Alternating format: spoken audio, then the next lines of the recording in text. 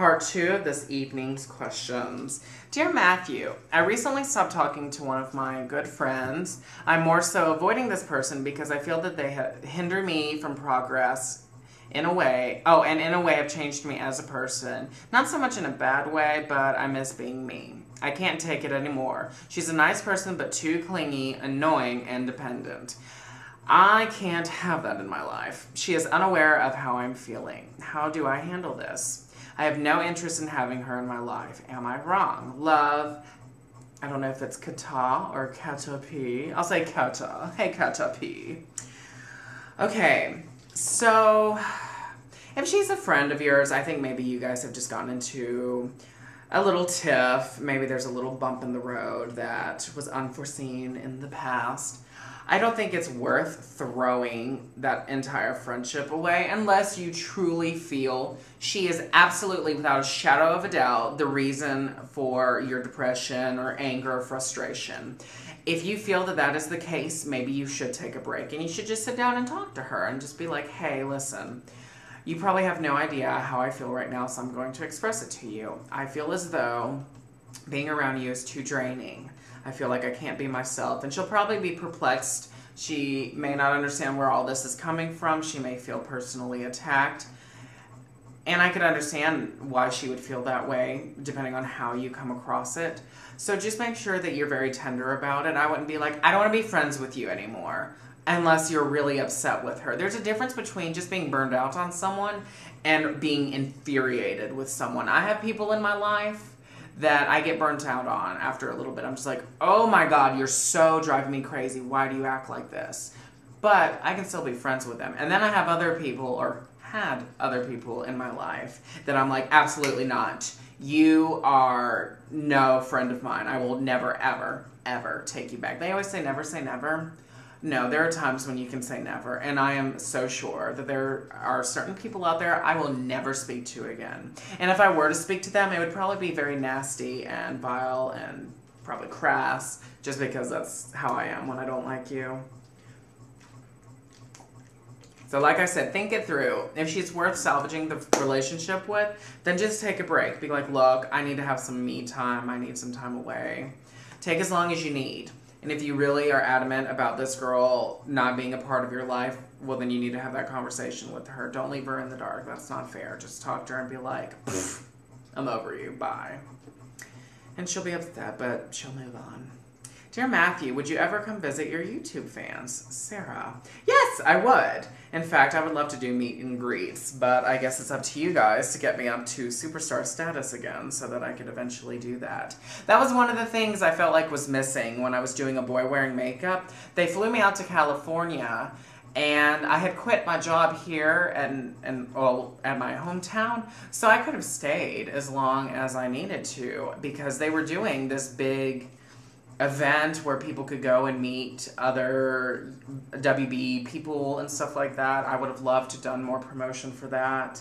I was told I was going to be giving interviews more than the ones that you can find on YouTube and things like that. I would love to do things of that nature. It's always so fun to meet people that tell you how you've inspired them or how you ruined their life or help you came out. I get emails all the time about people telling me how my videos have influenced them, and I think that's really cool.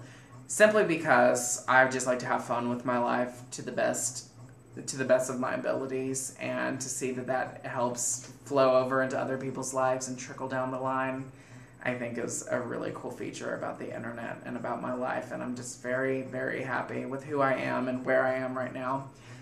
So get me up to 500,000 subscribers and we'll go from there. Okay. Dear Matthew, are you ever going to have a question and answer vlog dedicated solely to True Blood? Trouble Love for Life, Rose. Hey, Rose. I would love to have a True Blood question and answer vlog. In fact, why don't I do that? The next vlog that I'll have, and all the questions pertaining to this video, make it about True Blood, if you don't mind. And we'll go from there. And then, of course, I'll have a regular Matthew Francis answering your questions vlog. I'll do a 2-parter or a 3-parter. You know how I am. I can't ever stop just with one video. Dear Matthew, how is it that you take offenses so good? I live in a place where there's a lot of racism, and sometimes people are really rude because I don't speak the dialect of the town or just because I am from another country. How do you deal with that? Love, Lola. A little note, I do speak the language, but not the dialect. Well, Lola, I take offenses very well, probably because I've been dealing with them ever since I was a young child, and my grandfather raised me to be stronger and better than all those people who are picking on me. What you have to realize is that people pick on you for various reasons. It could be the way you speak, it could be the way you look, the way you talk, the way you do your hair. There's many things that we pick out. Sometimes it's as simple as seeing somebody like frown at you or glare from across the room. People are jealous, people are hateful, people are they don't understand, people are curious. There's lots of reasons why people can come off as being offensive. What you have to remind yourself is, who do you want to be to you? You control your life. You make the decisions. You have a brain. You have hands. You have a mouth. You can do different things with yourself. As long as you're bettering yourself and you're happy with who you are, then who cares what the outside world says?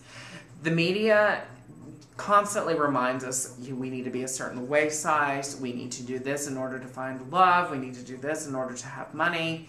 And we buy into that. A lot of us, most of us, buy into that. I know I do. I just bought an elliptical because I want to be thinner. People say, be happy with your waist size. Well, I'm not happy with my waist size. If I went by what other people said, I would just keep doing what I'm doing and eat the way I eat because people say I'm fine and that I look great.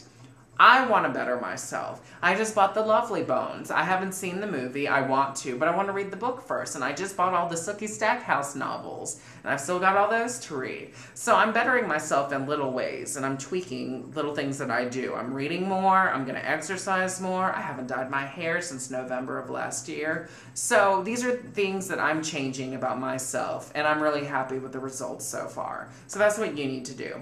Don't let people bring you down. You bring yourself down and you bring yourself up. So just make sure you're always thinking positively, not negatively. Dear Matthew, in your own opinion, how are people different in high school than college, i.e. socially, personality, what they care about? Love, Christina. Christina, this is a great question. I can't speak on everybody's personal experiences, but with mine, in high school, my high school was a lot smaller and I had a network of friends that I hung out with on a regular basis.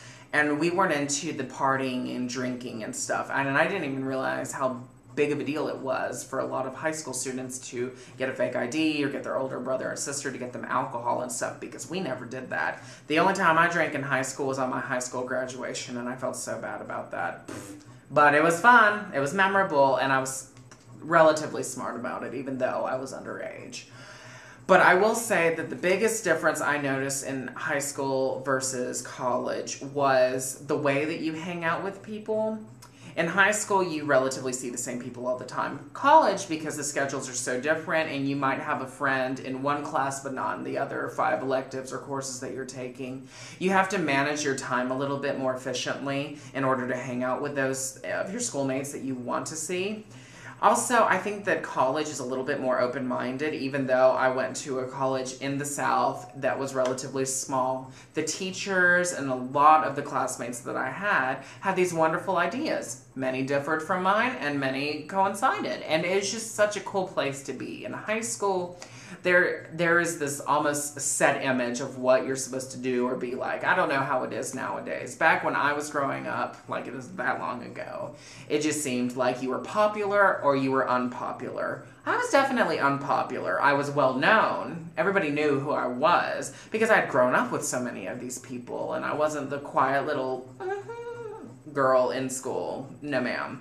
But I didn't want to be popular because to me, popular meant you drank, you dyed your hair blonde, you smoked, you had a crazy Range Rover that you nearly knocked out some of the geometry teachers with every morning when you were pulling up into class.